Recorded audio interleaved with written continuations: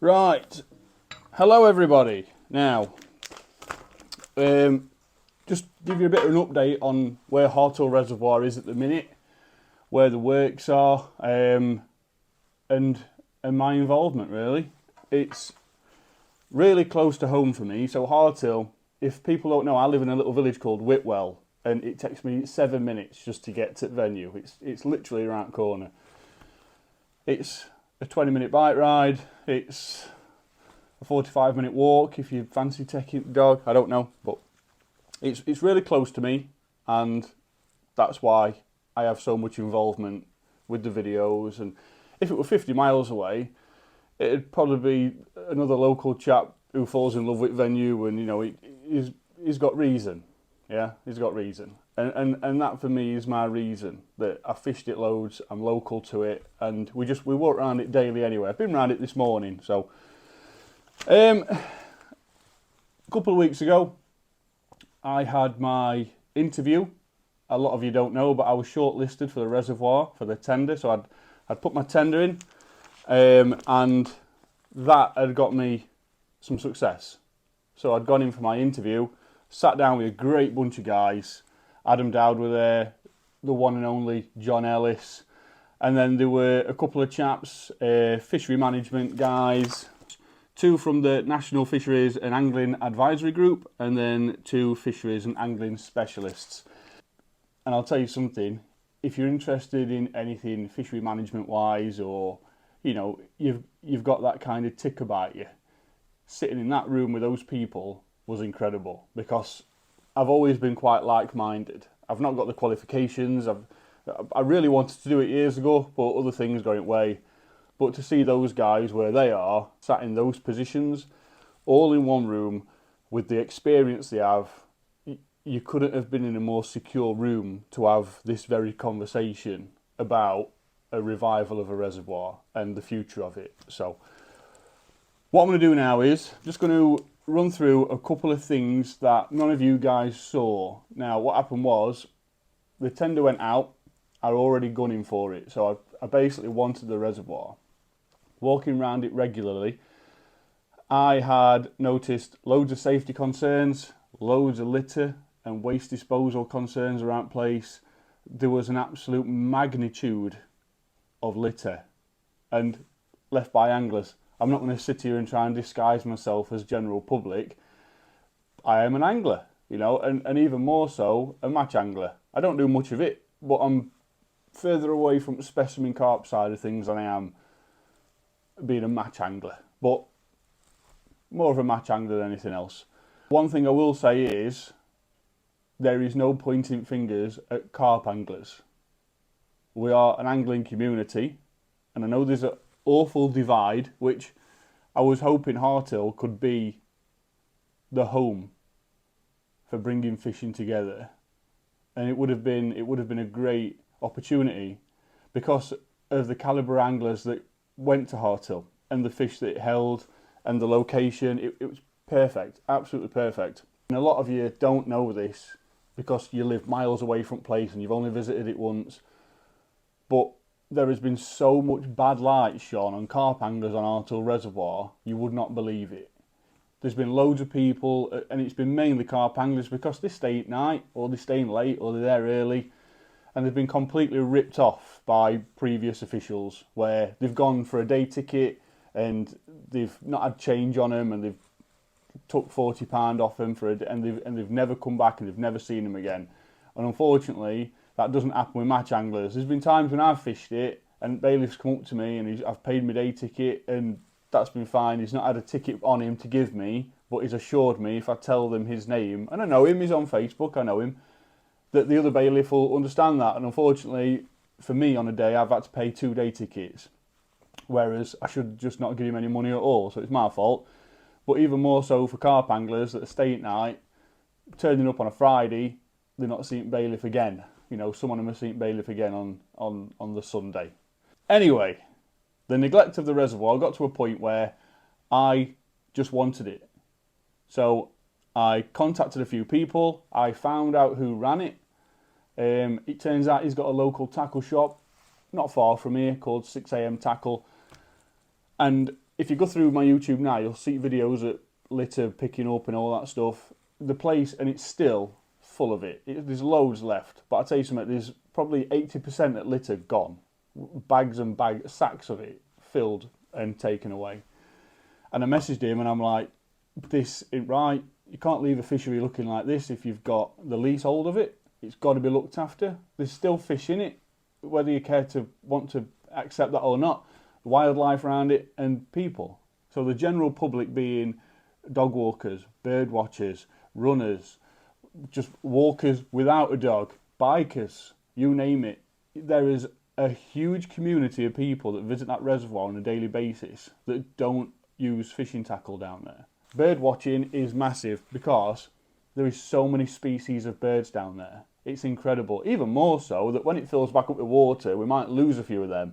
Because what I've learned in the last couple of years by talking to people is that these bird species are nesting in the reeds now where the reservoir was. They don't normally have that accommodation because they do it in farmers' fields and the fields get cropped, and then so it's been a perfect homing ground for some species of birds. You'd have to ask me twice what species they are because I have no idea. But really interesting stuff. There's loads of people that visit Harthill every day besides the fishing, and everybody in Harthill, the village itself, are a really close-knit tight community, and they just take pride in everything that they've got and everything that they do. So when I start talking about how much litter I'm picking up, and I'm trying to show them, so I'm putting videos onto the Harthill and community pages to show them just what litter's there that you can't see just from walking around. And a lot of them have been messaging me back saying it's been neglected for years. People that run it have just ruined it. Anglers aren't coming back. You know, they've made a real mess at place. It's you know, compared to what it used to be before, they've absolutely ruined it. And it was clear to see that it was just in some serious neglect. It had just not been touched.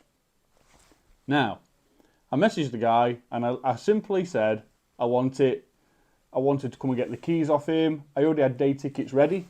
I could have them printed and picked up in 2 days' time.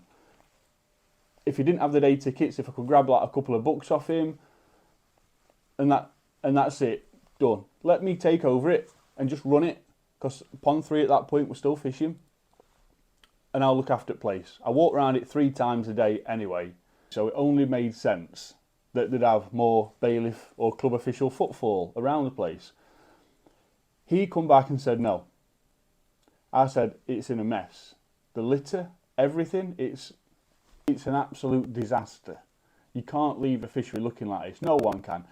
If it was anyone else out there, like places like, I don't know, Lindholme, Allcroft, places that have got a lot of eyes on from other anglers, you wouldn't be able to discard of that much litter everywhere. You just wouldn't be able to. But because of where Harthill's situated and its location, I guess it's been easy for anglers in the past over the back area. No one's looking, it's getting dark, and just grab a bag with all the weekend food and rubbish in it or whatever, or a day session if you've been sat on a box all day.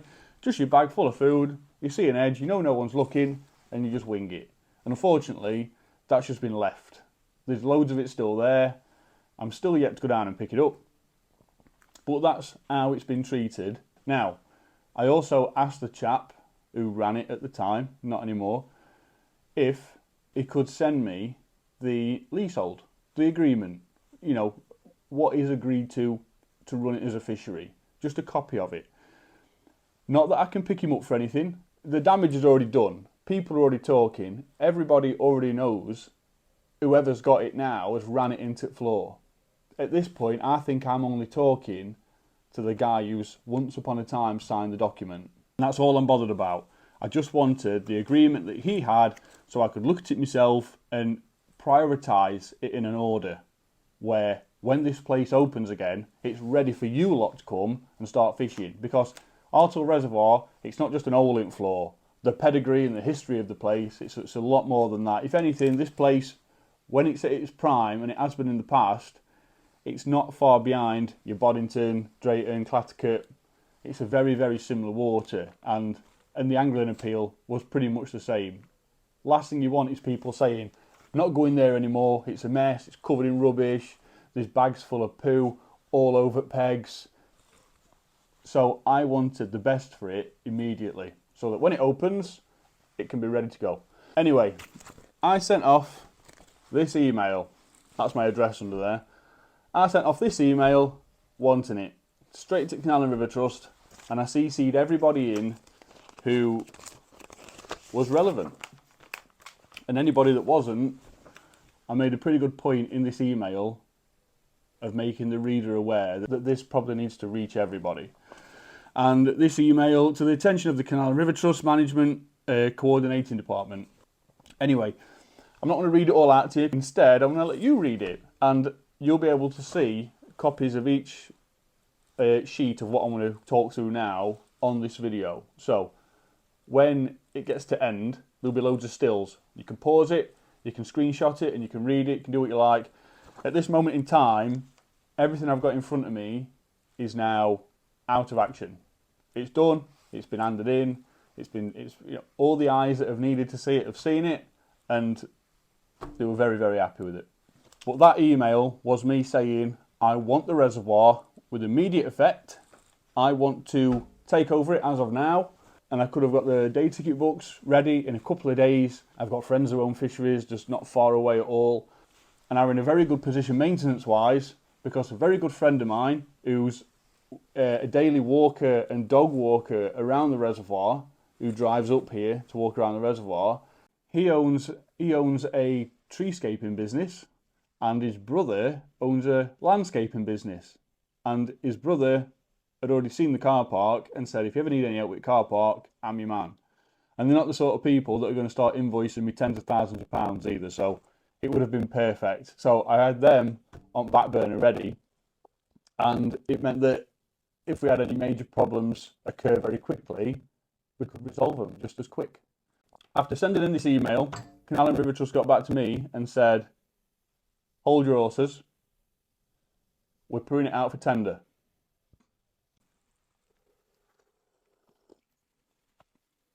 So I said, great, let's do it. When does it go out? They said to look out in the next couple of weeks for a tender becoming available to send in, and there'll be like a time frame. There'll be a window where you can send it in. So I'm going on internet every single day, every hour, you name it, waiting for the Harthill Reservoir page on the Canal and River Trust website to tell me the tender's ready to post in. What I didn't want to do is send it in too early and it not get looked at because I've not done as I'm told. So I waited for the window to open. Angling Times, they put on a Facebook post saying, Harthill Reservoir goes out for tender. So I get all excited. I quickly sit down, snap my laptop open, and I start writing out a 12-page tender. And this thing here, you always think after doing anything you could have done it loads better. And this is one of them. However, I didn't want to just fire all my ammo at them straight away, because then I'd be left with nothing else.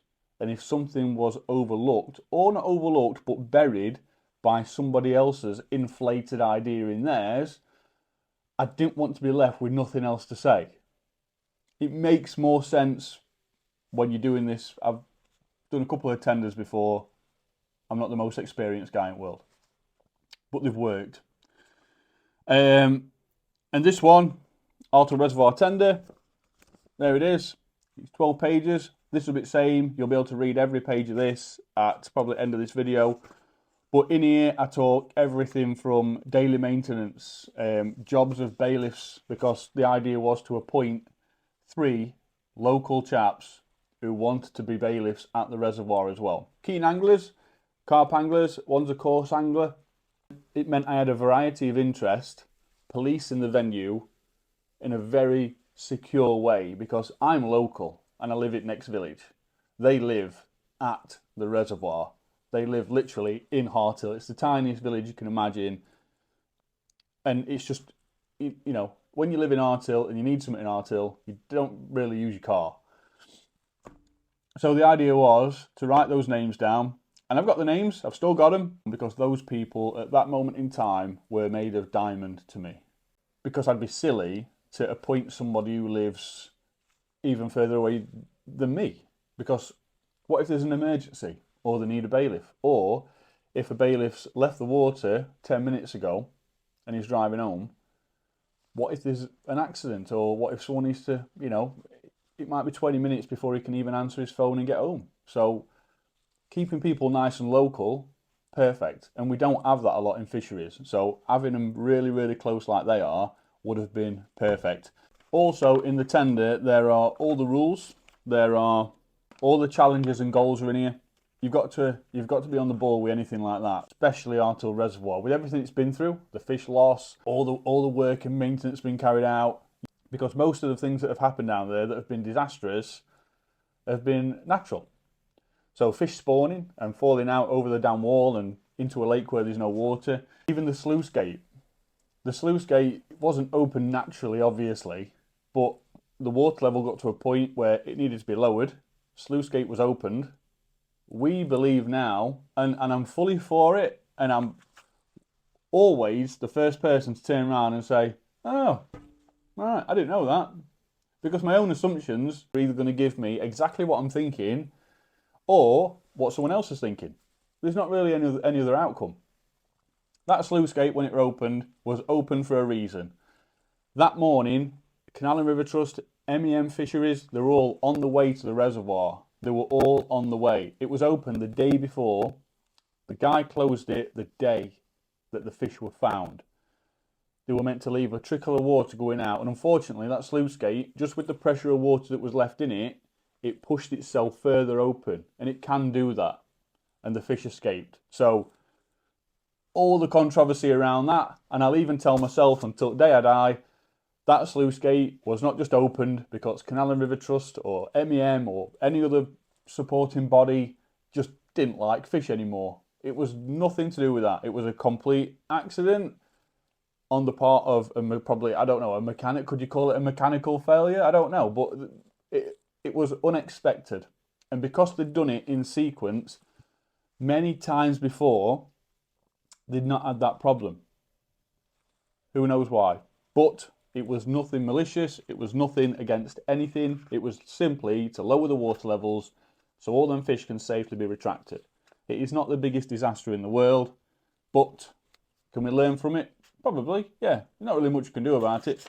Also in here are updates about proposed pegs going across the dam wall. A lot of you will have seen this, but across the dam wall, the centre outlet will now be right over to the far side. So as you pull into the car park, the outlet will be right over to the far side, meaning that all this dam wall space, it's all uniformed. You've got no breaks in it. And all that space will hold 12 pegs. And if you think of the pegs at Drayton and Boddington, so you've got steps going down to them, and then you've got a bit of a platform, and then you've got steps going down again to another one.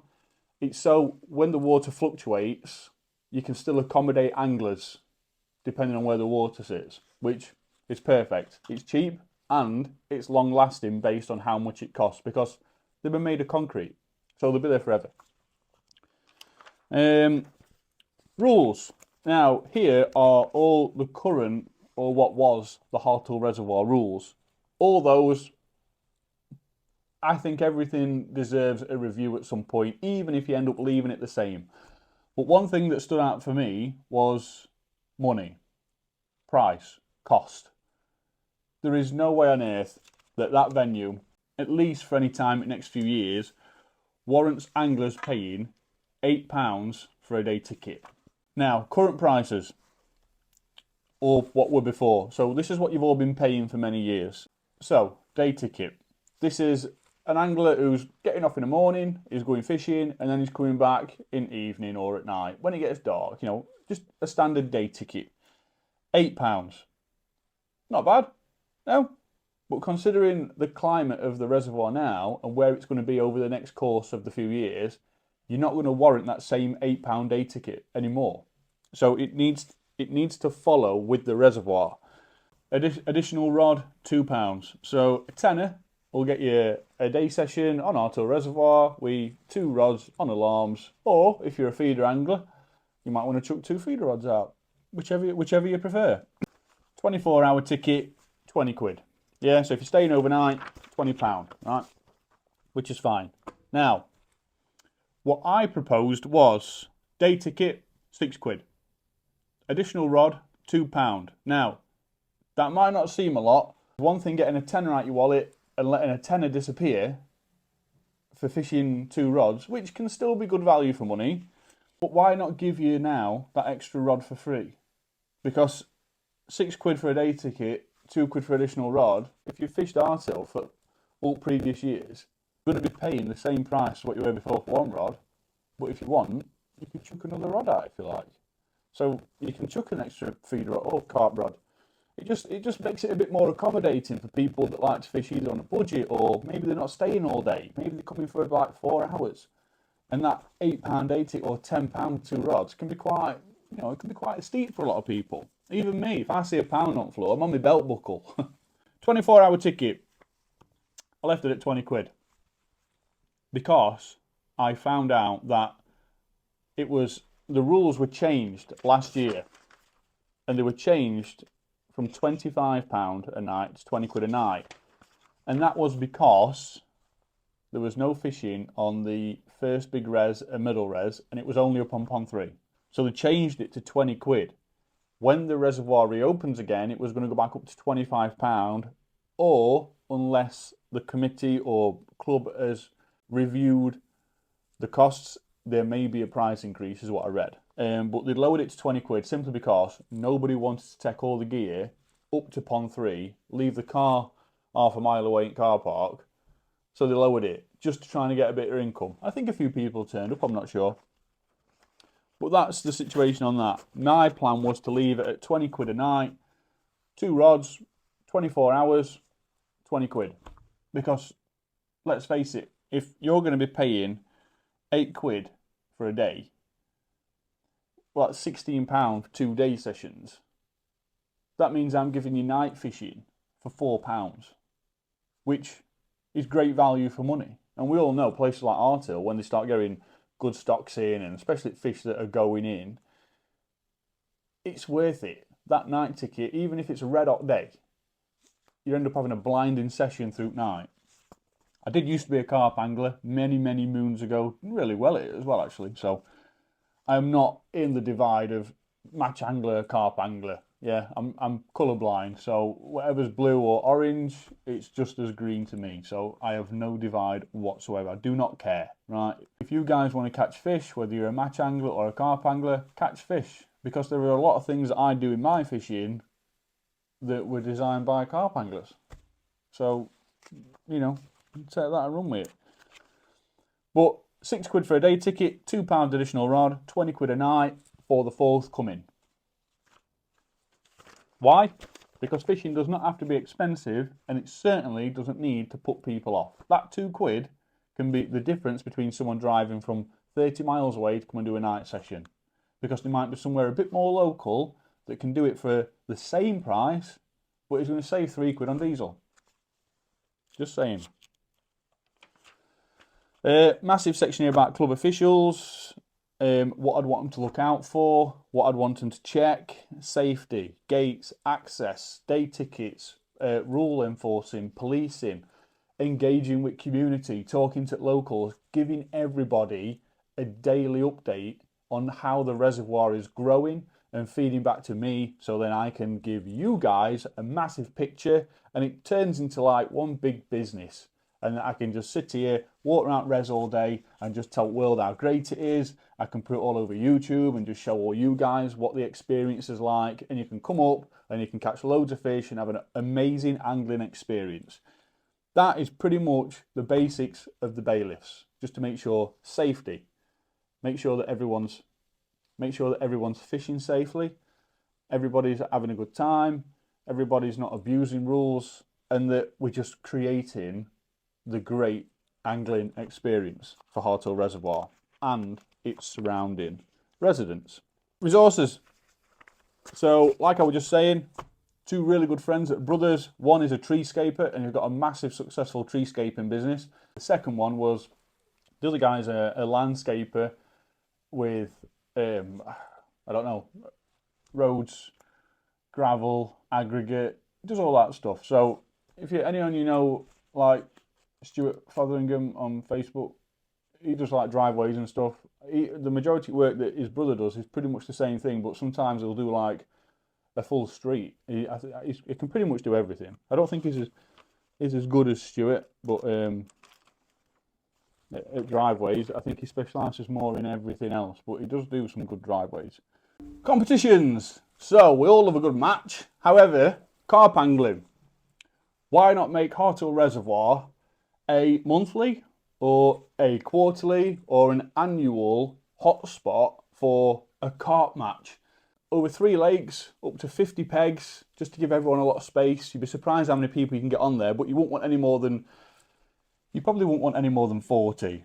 Fishing with 2 rods or up to 3, and having angling competitions. So having things up for grabs like prize pots, tackle, even entry fee money with tackle, and just making it interesting, because carp angling is just as complex as match fishing. And kids are out there wanting to become competitive, and they want to be able to fish pole and catch F1s, and really, really keen kids that want to become your next Steve Barraclough or your next Robson Heaton or even your next Stephen Forster. There are kids out there that just want to get involved with match fishing because it's all sport and competition, and and carp angling from a distance, it can look like a really relaxed sport. But I saw a window, and I still see it, and it's very clear that carp angling doesn't have, it might have, I might just not be in contact with it much, but it doesn't have a massive door open for kids, adults, to come and have a great carp competitive battleground. Harthill Reservoir has been known to accommodate carp anglers from everywhere. I mean, I've spoke to people from Folkestone down there, that's in Kent, and they've made the journey up to come and fish it. So why not have an opportunity for carp anglers to bring more sport to the venue? I know it's a specialist approach and it's all about tactical, but there's a lot of carp anglers out there that enjoy the competition. So instead of just leaving it open to day ticket anglers, why not put the feelers out there and ask if we want to put matches on there for carp anglers? Why not? We can do it. It's up to you guys. And also the Canal and River Trust Let's Fish events. Now, me lad George, he's been to a few of these, done really well. He comes second in his first ever one. That was his first ever canal match, he comes second. And it was a Canal and River Trust Let's Fish event at Tinsley Canal in Sheffield. Mr. John Ellis was there, Adam Dowd was there, a few others. It was awesome. And the Let's Fish events for kids, it's kind of aside carp angling, because it's all about really delicate approaches on a whip or a pole, fishing on a canal. And kids love it, especially when they catch it, all getting bites. Just kids getting bites on a canal is one of the most addictive things to watch, because they're trying to get it, and that's where the competition comes from. If they're just catching every single time, they can get a bit bored. Getting bites and the agitation, and that's where it is. And I think carp angling 100% has that available for it as well. I think it's definitely there for it. Now, Let's Fish events. You imagine now, once a month or 4 times a year, who knows? A Let's Fish event for Canal and River Trust. Get some big Canal and River Trust flags up outside gates as you come in. You can have a nice little marquee put up, or a gazebo. A couple of Let's Fish staff, coaches. I'm a coach myself, and we could have kids trying out feeder fishing for the first time, or even a Let's Fish Canal and River Trust carp event. Let's mix it up a little bit. Let's make it different. We could have like a green T-shirt for day with the same logo on. Just try and combine and bring us all together. There's so many different outcomes that you could think of, but this one in particular would have been perfect. And the Canal and River Trust Let's Fish events, if some of you don't know them, go onto Canal and River Trust website or Facebook and search the Let's Fish. matches or events. They like matches, but they're just to get people together and let kids enjoy fishing. And it's literally the lowest cost entry to fishing you can imagine, because all you need is a whip, a couple of pinkies, disgorger, landing net, keep net, little bits and bobs. And 9 times out of 10, if you go on Marketplace on Facebook, you can get it all for next to nothing. It has never been easier for kids to get involved in fishing and learn it the correct way. It's brilliant. Matches, I already know there's a great match guy who runs the matches on Harthill Reservoir called Joe. He's been doing them on there for as long as I've known of the reservoir, and there's always been a massive turnout. So why change it if it's not broken? You know, why fix if it's not broken? But he's ran them on there for a long time. They get a massive turnout of people, spread all across both main lakes. They tend to stay away from Top Lake unless they've been shut for a bit. So I think they've had a couple of matches up there last year up on Pond 3, but Pond 3 it's a bit of a special one, that. So I'm hoping to try and steer the focus towards the main 2 for this one. But why not stick, you know, a couple of matches a month on like they were before? At the minute, there's been 1 a week every weekend. I think it's been. Might have even been 2 a week at some point. But you know, 1 a week. You know, place don't need to rake in an absolute fortune every single day. We want to give anglers a seat. So last thing I want is to know there's people out there travelling miles upon miles upon miles to come and spend time here. Last thing I want is to chuck 4 matches on it a week, because that's not great for anybody. There's so many venues now just becoming match and competition venues, and I'm not against it. I'm really not. It's just there's a lot of pleasure guys out there, specialists. You know, there's a lot of people out there that just like just to go fishing. And unfortunately, it's just becoming less and less more attractive for them, because a lot of people just can't get on that same lake anymore because there's a match on it, and you know, and it's a shame. But it would be nice to just, you know, a couple of matches a month, 3 or 4 a month or whatever. I don't know. There might be days in week where there's hardly any specimen anglers around it, and maybe we could probably see Wednesday and Saturday or Sunday as days where there's not a lot of angler footfall, because they're busy in week working, so they won't do a night session, and on a Sunday a lot of people are going home. I don't know. Like I say, but it won't be war and peace between us just to sacrifice at least a couple of half days each way so we can accommodate everybody. But what I have known before is that the lake has been completely closed off, no fishing, because there's a match on tomorrow. It turns out 12 people have turned up for match, and carp anglers could have got up on Middle Lake, and I just don't think that that's ideal. You know, it's an angling experience venue. That venue, the location, the access, it's perfect for everybody. And I think that chucking loads of matches on it here, there and everywhere is not the way forward. Not the way at all. In here, I've mentioned the carp specimen matches. It would be great to make that available to people like ITV, YouTube. There's loads of different platforms I'm affiliated with. I've also got affiliations with ITV, so every now and again you will have seen through the YouTube channel any updates for reservoir or anything else, or especially weather and river levels being down last year. A lot of that ends up on ITV.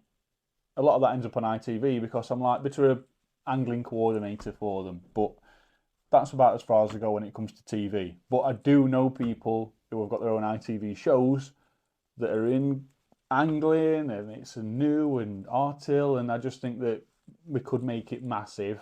It could be the most famous reservoir in the UK. And that alone, attracting anglers, would be perfect. Liability insurance. A lot of you don't know this, but liability insurance is the cheapest thing in the world, by far. I phoned up a few different people, and before I tell you how much it is to insure a venue of that size in full, I mean everything, all bells and whistles included, I could have got it free as well. If you go through the Angling Trust, they've got a scheme where if you take the liability insurance out through them, it's all like on a free of charge basis, where they support you as an organisation in angling to help benefit your interests and needs, and you kind of work together. So you get all the same cover, and you get all the good support as well. But liability insurance to cover the entire of Harthill Reservoir, all 3 lakes, including its surrounding footpath areas right up to the main gate, was less than £300 a year. Yep, 300 quid a year. And they asked me when I would like to make the payment, and ideally you'd wait for book sales to go in and you'd get it all done. I wanted to pay it there and then, but I just wanted to wait for the outcome of the tender before I did, because I'd be paying 300 quid for nothing, and it's on a non-return basis where you don't get it back. But for 300 quid for a year, that's a silly amount of money. It was a great company that I went through as well, and they cover loads of places. They even told me they have got a lot of other venues, fishery venues, water-based fishery venues around the UK on their system that are currently insured by themselves through other people. So, no brainer. I felt like I were in good hands. Really cheap, less than 300 quid a year. That's nothing. Future benefits, I've already spoke to you all about the dam wall. Massive opportunity for the dam wall to have the pegs across it. It would be great because the access, you wouldn't have to climb over the wave breakers anymore. For any of you that don't know, the wave breakers at the top of the dam wall are the big curved stones like that. Some of you won't know. Some of you are probably looking at me now saying, everyone knows what they are. And you probably do, but, no harm in saying. It means that, like the pegs at Boddington and Drayton, just going to make a gap at the top so they're easy accessible. That way you've got first aid access, you've just got general safer access for anybody, whether it be anglers or public wanting to come and have a look or whatever. And it means that you're not going to carry tackle over the top. If you fall and hurt yourself, it's going to be an absolute nightmare, and getting a helicopter down there it would be difficult. There's fields nearby, you could get one in, they're not level, ambulance probably, but you'd have to be very, very careful.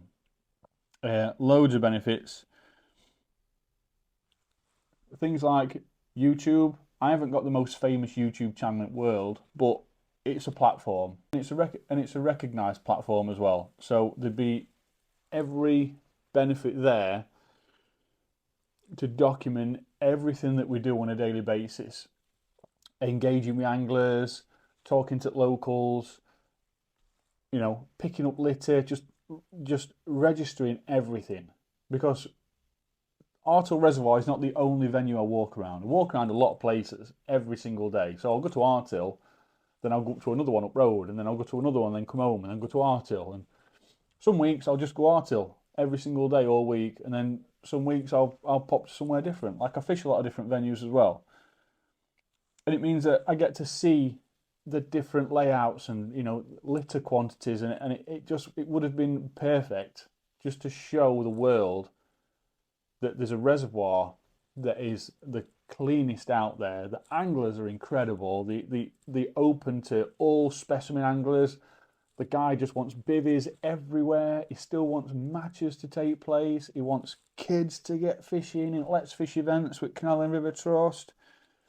He's a fisherman himself. It's like, it makes the perfect sense. It really does. The prices, I wanted to freeze them. I don't know what you lot are doing in 10 years' time, but I know something. I'll be paying over odds to go and fish somewhere. In 10 years' time, those same places will probably be double what they are to fish now a day. Harthill Reservoir, not a chance. There's chance for inflation and a review everywhere because we have to follow with the times. Bread and milk goes up, my boss has to pay me some more money because I can't buy it. It all goes up with itself. So, but at some point, I still want Harthill Reservoir to be the cost-effective angling experience for everybody. Now, Pond 3. Pond 3 is situated right at the back at Res, and a lot of people don't know this, but it does get a lot of angler footfall on it. At the minute, recently, MEM Fisheries have been up there and they've put loads of new pegs on. People are saying that pegs aren't all that safe and they're not great, but before, there were no pegs. And it was just a muddy slope into water, people falling in, it were a nightmare. MEM have gone and put these pegs in, and they're brilliant. They're perfect. We've had loads of watergoing this winter and before, and it lifted them up a little bit. So they were still anchored in, but the backs came up, like the walkways onto the peg. They've done it in a way that it'll follow the bank. So if the bank erodes away around it, it will drop down with it. Makes sense. But what were there before? Nothing. So has anyone paid for it? Yeah. Have we? No. Let's just celebrate the fact that somebody's been out and put a load of new pegs on and they've done a blinding job of it. And besides all the rest of the work that MEM Fisheries have done, I'll tell you something now, they did not have time to put them pegs in. 100% they did not have time to put them pegs in. And they are still perfect. But Pond 3, I see as a sessions water. I was speaking in my interview a couple of weeks ago with a angling and fisheries specialist from the Canal and River Trust. And they asked me what I thought of Pond 3. Now, Pond 3, you can only fish one side of it. So it automatically reduces angler traffic from the other side, which when we fish in a lake, we've always got that one guy that might be casting near us a bit. It just means you've got the opportunity to fish from yourself to only natural features. There is no other peg across from you. No one's going to bother you. You're not going to bother them. Less tangles, less hookups, less whatever. Not only that, but it makes it a more quieter venue because there's less pegs on it. A lot of people do walk around it, dog walkers, etc. But it's like a tucked away lake up at Harthill, and it all feeds into each other. Really healthy water coming up from Pebbly Reservoir. It falls in through woods. It's got a really good flow. Where the water actually comes from, those fish have constantly got food all year round. So they are some of the healthiest fish you'll ever see in your life. But Pond 3, the Canal and River Trust fisheries and angling specialists, they'd already been up and looked around it the day before. And one of them turned around and said, what about a sessions water? And straight away, I'd already had the thought in my head that maybe we could not syndicate it. I'm not a fan of syndicating venues like Harthill Reservoir. If in 10 years' time it's the perfect syndicate water and everybody loves it, then I'll eat every hat that I own. But there's certain venues you just should not keep the doors closed to other people. And Harthill Reservoir is one of them. But Pond 3, I don't think syndicating it would be the ideal way, but a sessions water, for you that don't know what a sessions water is, it'd be from anything like a 24-hour ticket minimum on what we call a roaming ticket.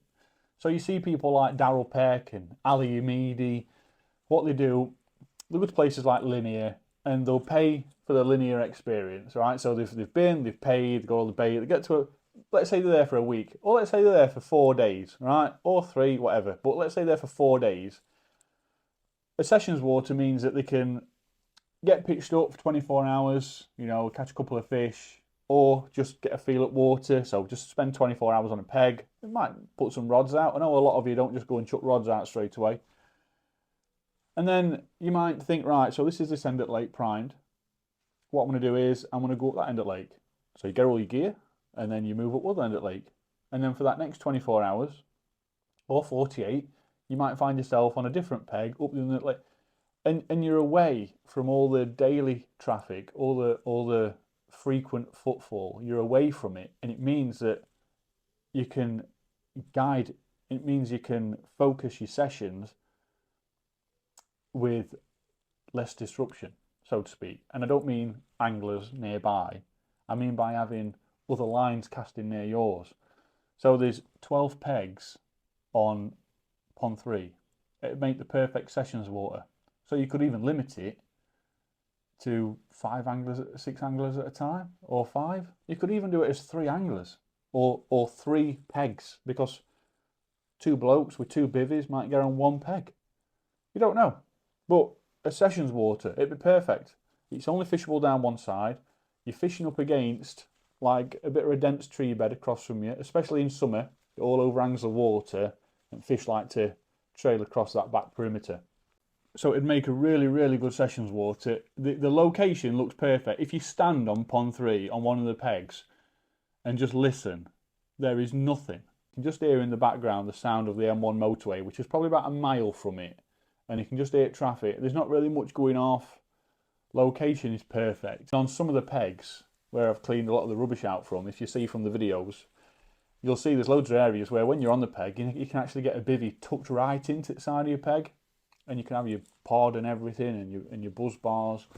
It's perfect. I walk around it a lot, every single day, and I tell you something, as much as I dress like this, 100% I probably will start carp fishing.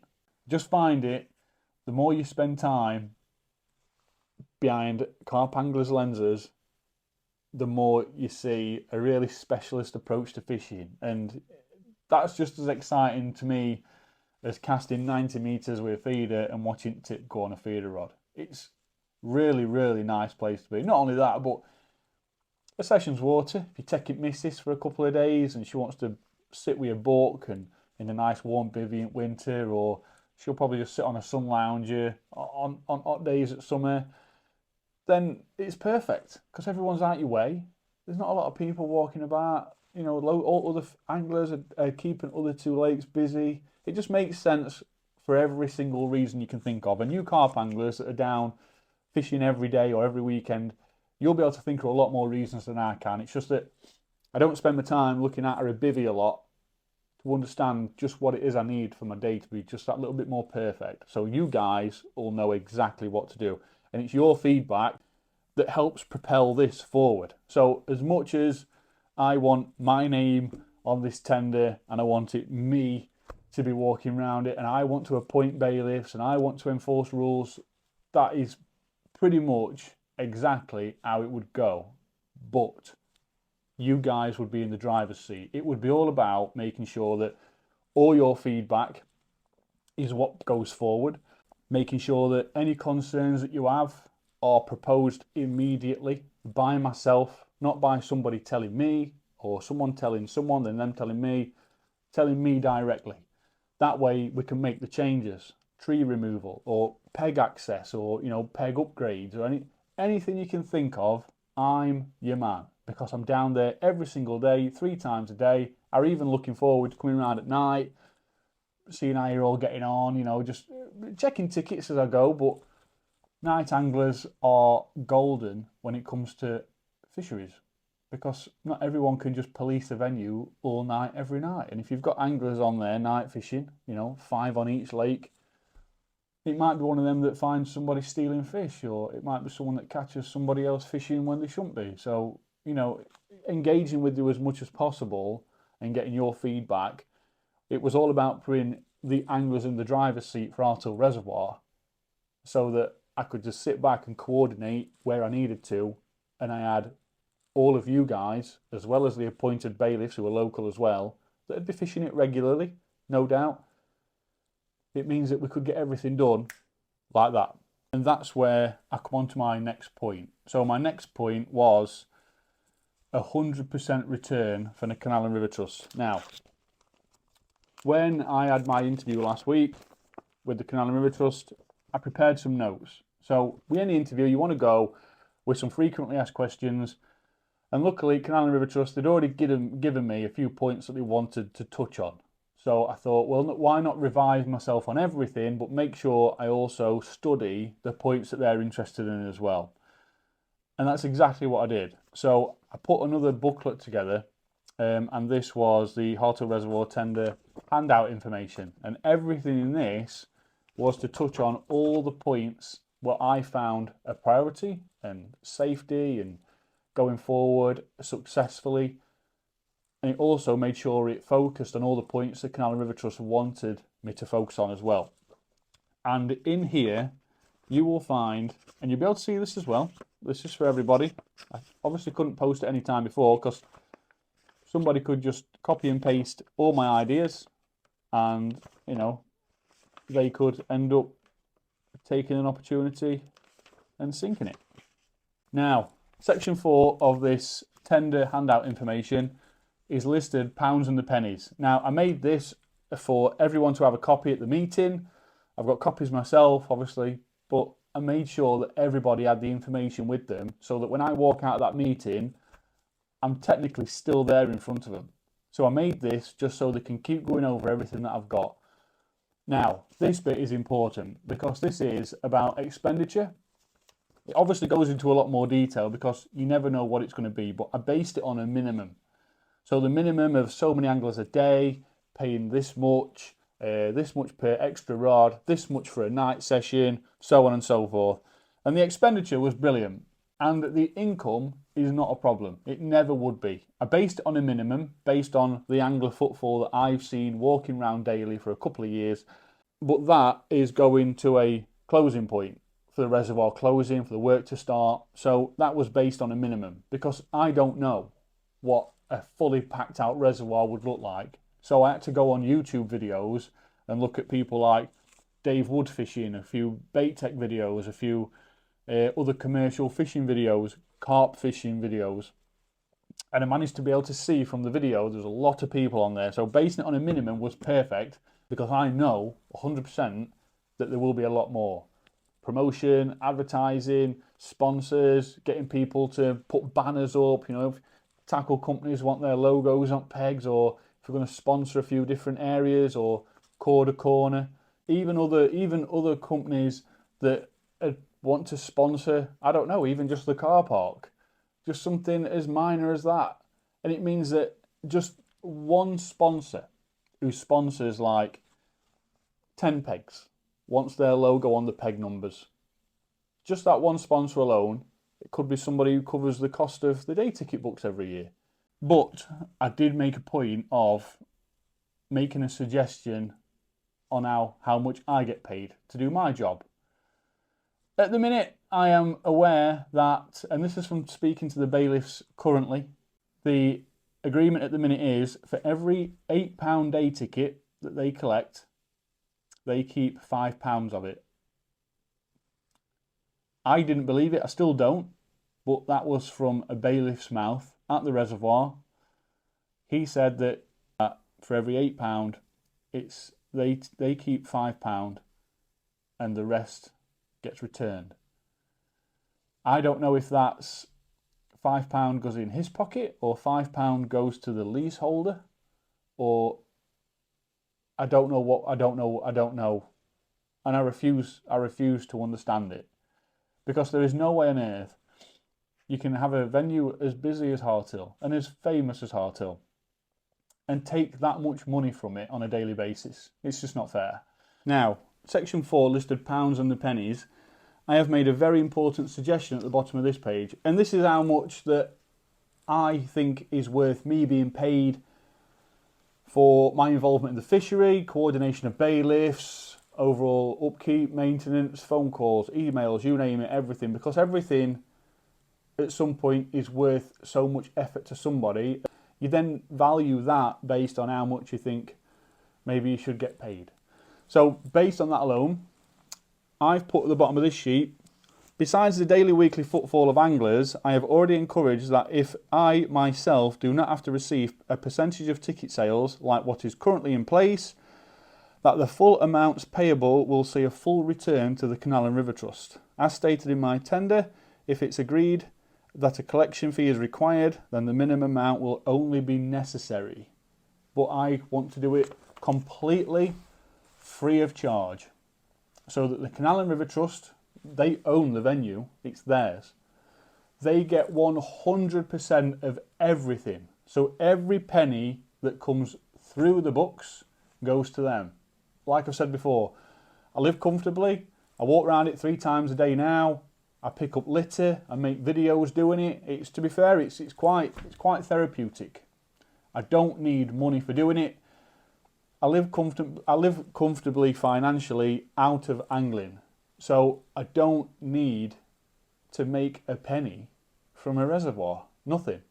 And it sounds mad, but by putting all the anglers in the driving seat, carp anglers, youngsters starting fishing, all the regulars that used to come, all the disabled anglers that have got amazing access around the venue, all the match fishing guys, everybody, you name it, everybody, every single pound that comes out of their pockets will go to their own best interests. So if any work needs to be done, the money's there.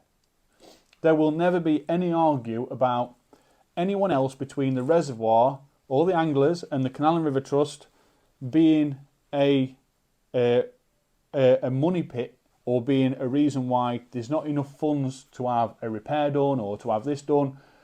I want the best for the reservoir. I want the best for the anglers. I want the best for Harthill. I don't want it to be a business opportunity where I make money. I don't see it as that. And it would never come to that. And I said this to Canal and River Trust in the meeting, if you have to pay me something, if there is something that you have to do, let's call it 10%. Because 10%, based on my involvement anyway, probably wouldn't even cover my fuel getting to the venue on a daily basis.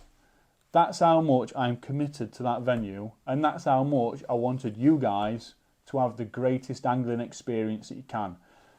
All your feedback on a daily basis will tell me if there's too many anglers on there at once. All your feedback will tell me if matches are getting in the way, or if we're not doing enough for carp anglers, or if we're not accommodating people comfortably. All that feedback would put you guys in the driver's seat for the whole reservoir. So you guys can sit there and turn around and say, we wanted this done, and we made it happen. We made it happen as in you made it happen. You make the noise, I hear it, I send the adjustments out, and then we go on from there. It is not a money opportunity for me, but it is a great business opportunity for the Canal and River Trust. And I think that it's a great opportunity in general because there's a lot of big reservoirs out there that are owned by Canal and River Trust and other people. And there's middlemen in between that do take a hell of a lot of money. And even if it's another fishing organisation that is in between, yeah, it'll benefit them. But when it comes to work being done at reservoir, a lot of people are reluctant to, use their own pot to be able to. So why not give the Canal and River Trust everything? Not only that, but the Canal and River Trust is one of angling's greatest charity organisations. With all the work they have done on the reservoir, all the money that's gone out to the contractors like Kia that are doing all the work up there at the minute on the dam wall, MEM Fisheries, they're on payroll because they've got to do netting, electroprodding, maintenance, peg building, you name it. And then there's stuff like waste disposal, bin fees, you name it. There is everything there, and everything, unfortunately, it needs paying for.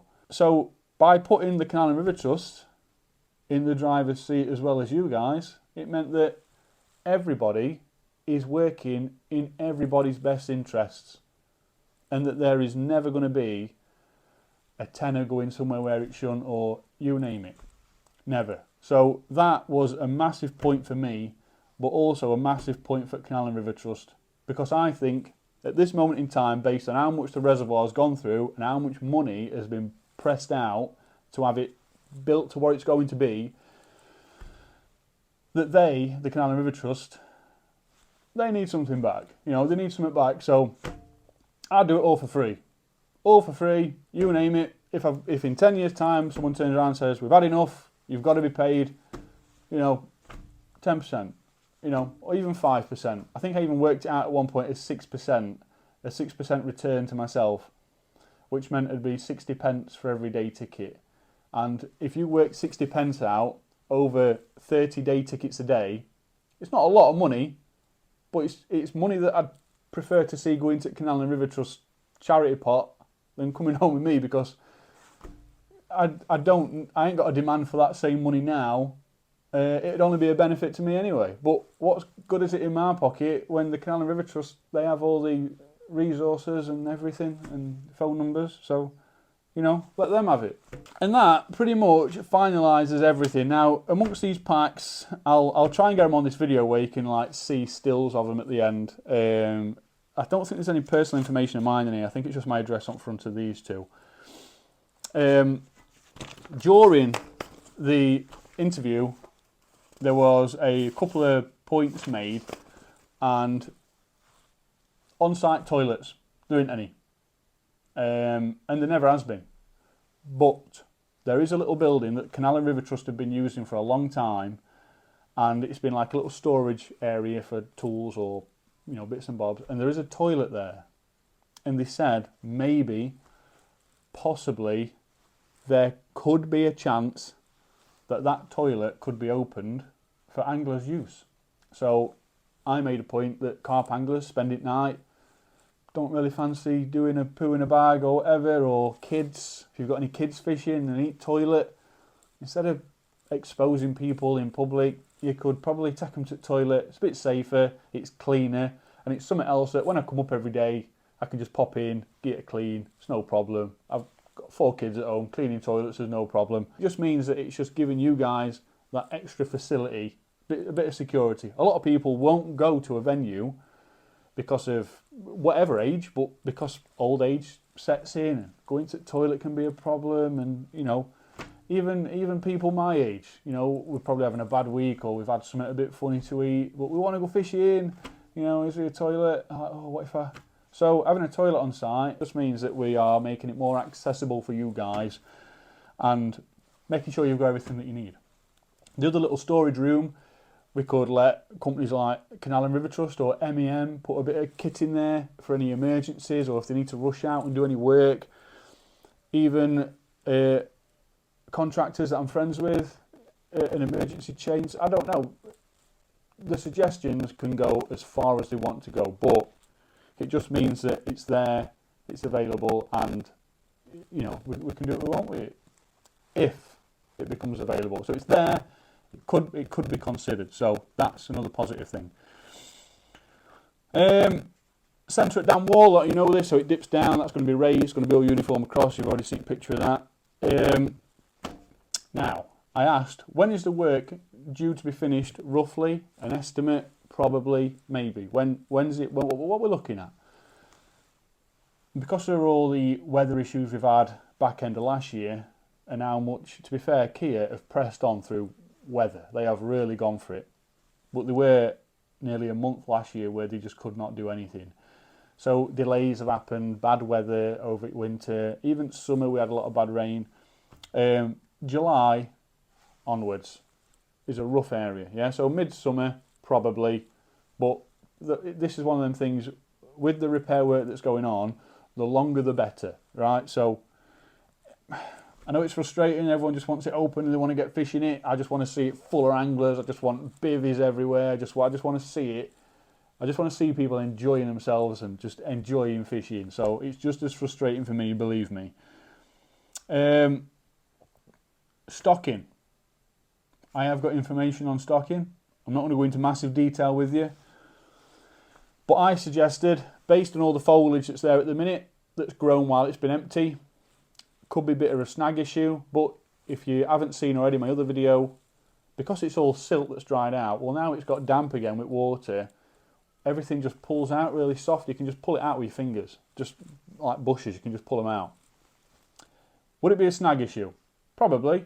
I reckon for the first couple of weeks you'll be snagging on it. There might be in a few months' time someone pulling one out that will root it in a bit further, but it's nothing that won't crack you off. So if you snag on it, you will pull it out. It won't be a problem. But it will be a good few weeks or even months of food for the fish. The fish that get introduced into Harthill now, with all that foliage and debris on the bottom that's grown, that is food. And they will be some of the healthiest fish in the north. I can guarantee it. After talking with specialists and having conversations with people over video call and even in the meeting with the Canal and River Trust fisheries specialists, it was determined that, and they've got experience with it as well, that all that on the lake bed now, the fish will just munch away on it for weeks and they'll get rid of it. And I previously proposed in this letter that stocking, when it comes to stocking, we should probably concentrate on one or the other. But bottom feeders is definite, because that stuff will need to be cleared. And fish are our best friend in this situation. But carp, £7,500 worth of carp. And I don't mean money either. £7,500 in weight of carp. So like Drayton, Boddington, you know how they had them fish introduced years ago, them little pasties, and now they've grown on.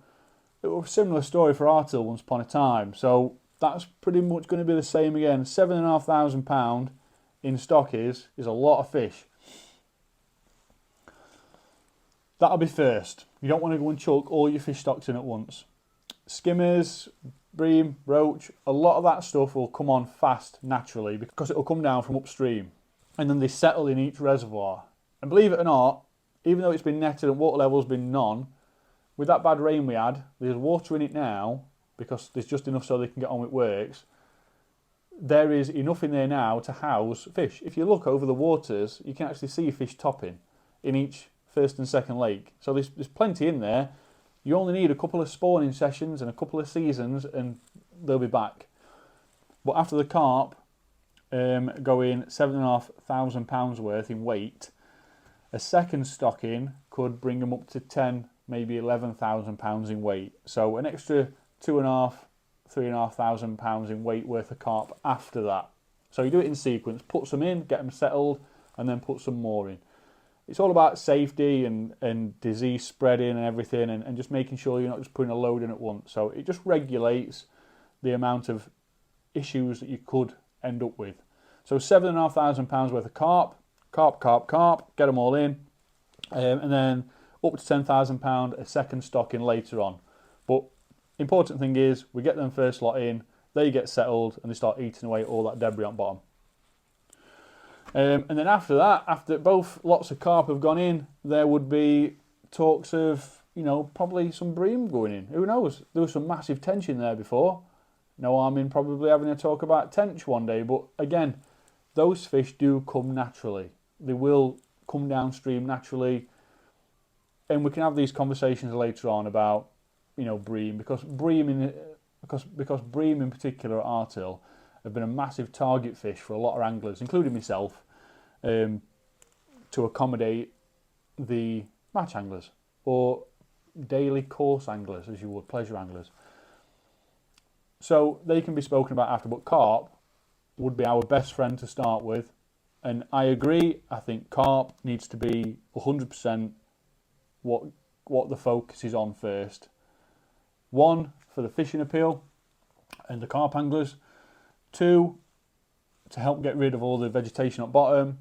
And three, we will be creating our own healthy head of fish by putting them in with what's in there now. If it were just a flat bed, we'd put them in, then we'd start feeding them as we would fishing. But carp, if we just put them in and let them concentrate on all that foliage, they will be some of the best fighting, naturally fed fish you can imagine. Obviously they farm fish and they're going to be reared on pellets and human manufactured protein baits, which is good for them, but we all know that fish, especially carp, especially when they're naturally reared fish and they grow up on snails and weed and stuff like that, they are some of the hardest fighting fish that we can have, and some of you carp lads will definitely know that. And that is pretty much it from me. So what I'm going to do is take a couple of pictures of each one of these. I'm going to put them on the end of this video, and you can flick through each one and you can stop it and pause it wherever you like. But it's all for you guys. All for the carp anglers, match anglers, course anglers, everybody, you name it. I even got the opportunity to talk to a couple of companies that specialise in bird preservation. And they wanted to come down and put up a couple of bird boxes and a couple of wildlife cameras, simply because of what birds we'd seen down there and the bird watchers had said. And it would have been nice to have a few people come down, other companies getting involved with the place, because it's not just a fishery, it's a public arena. And the fishing is one thing, but just walking around it being derelict for the last 18 months, it's just a really nice place to be. And I have done my utmost best to show my involvement, to show the Canal River Trust how much I want it. Some really, really nice people messaging me from Harthill and the surrounding community who visit the reservoir every day with the dogs or just walking, and a lot of you people out there that live at Harthill or visit Harthill just for your own pleasure besides fishing. I couldn't thank you guys more for where you've helped me propel in this, because being shortlisted out to a lot of people to attend a meeting for it to then find out in that meeting there were only 3 other people that they were talking to regarding taking over the reservoir, that alone was a success in itself for me. It was at that moment I then thought to myself, this, you know, I'm obviously doing something right, or I'm saying something they want to hear, but I was more concentrating on what I'm going to do and what I'm going to show you. So you guys from Harthill, I can't thank you enough. Phil White, Susan, there's loads of you. I'd go through naming you all, but I'd just be, you know, naming names. But I can't thank you all enough. Even people like Sue and a few others. When I've been fishing at Southfield, 45 miles away, and you've messaged me saying there's fish that have got out the reservoir and they're stranded in a couple of inches of water, within an hour, I've been at the reservoir, waist deep in water with a net, getting them out, and that's what I do it for. You know, I want the best angling experience for everybody.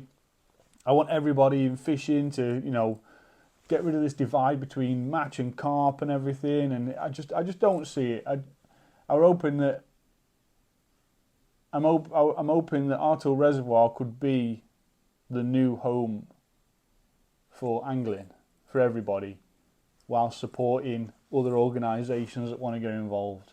Especially at dam wall, I had a great idea of the dam wall, all the pegs that are going to be on the dam wall, having them all labelled up with great angling legends like your Ivan Marks, and they probably never fished Harthill, but I just wanted it to be like a memorial ground for anglers that are still with us, even, you know, like your Steve Ringer, just some great angling giants, because that dam wall has been very match fishing focused for a long time, and it'd be nice for people to sit there and look down at a name that helped create this angling legacy that we all still live in. So who knows, it could happen, but it'd be nice to think that one day my input in Harthill Reservoir can satisfy me more than what it already has done, because I do love the place and it is absolutely stunning. And if none of you have been up there and you want to visit it, even in its current state, I encourage you to get up and just have a walk around. It is a very nice place to be. So that's me. I just want to add at the end of this video, I have had confirmation from the Canal and River Trust regarding who takes over the venue next and my position. My position will be, I'm going to keep on the lookout for a venue and bring this great angling experience idea to, then I will do. But as of now, I just want to say that even with all your support and everything I've done and everything that you can imagine, even from having my partner at home just being there, just telling me to go for it, today I have been unsuccessful in my tender to take over Harthill Reservoir, and it is now in the hands of somebody else. They have confirmed who it is, and that is Embryo Family Fishing, and I wish them all the best. If there comes an opportunity where it's just not for you, or you believe that 100% return needs to go to Canal and River Trust, get in touch. I am literally just around the corner, and I would love to see the Canal and River Trust gain all the funds back and gain all the reputation for everything they've done in making this venue what it is, because it's not just had a facelift. This thing has been overhauled completely, and the Canal and River Trust and their surrounding supporting bodies that are working with them, they deserve all the credit they can get, 100%. So yeah, an Embryo Family Fishing, I don't know what their ideas are with the place. I'm not sure if it's going to be they've got it and you don't really know what they're doing or where they are or who's doing what. But if they've been successful in their interest, you know, the Canal and River Trust have obviously seen something that they want and that's going to benefit them, and I'm completely for that. If they want to give them the opportunity and they've seen something that's in their best interest, I've only got the best interest for Canal and River Trust at heart. So yeah, I guess I've got no choice but to kind of accept it really. But as of now, Harthill Reservoir is now under the management of Embryo Family Fishing. If that's familiar to any of you, I'll let you sit on that. But thanks for watching. There'll be some fishing videos coming up shortly. Sorry I've not been fishing for a while. I'm trying to turn my full attention to Harthill Reservoir, and it's been pretty much most days as well, so I do apologise for any lack of fishing videos. So get in comments if there's a venue near you that you want me to go and fish, or there's a method that you want me to go and try somewhere, or if there's a venue out there that you've not fished for years and years because you just don't live near it anymore, drop me a comment and get me out there, and I'll turn up with some tackle and give you a rundown on your fishery, and you know, try and give you a bit of nostalgic fishing. Try and get you back out on bank again this weekend, who knows. But thanks for watching. Enjoy reading all this stuff. If I can get it on, I will. If it's not, it will be at some point. I'll have to just take some pictures and put it on or whatever. And thank you all for your support for Harthill Reservoir and everything that me and my little surrounding support group have been doing for these last 18 months. It has not gone unnoticed that a lot of you guys out there want the best for the reservoir as well. And hopefully in the future, we might be in a different position. Maybe I might be sat here talking about a video that I once made where I didn't get the reservoir, and I might have it. But if anyone's got any Canal and River Trust venues near them, or if you're local to the Sheffield, Chesterfield, Worksop, Nottingham area, let me know. I have got some great ideas for a venue. The Canal and River Trust have already told me to definitely keep my eyes open for another one, and that speaks volumes. So thank you to them for all their support and everything they've done over the last 18 months and prior, and everything they've got for the future. Harthill Reservoir, it's been a good one. Thank you for watching, and I'll see you on the next one.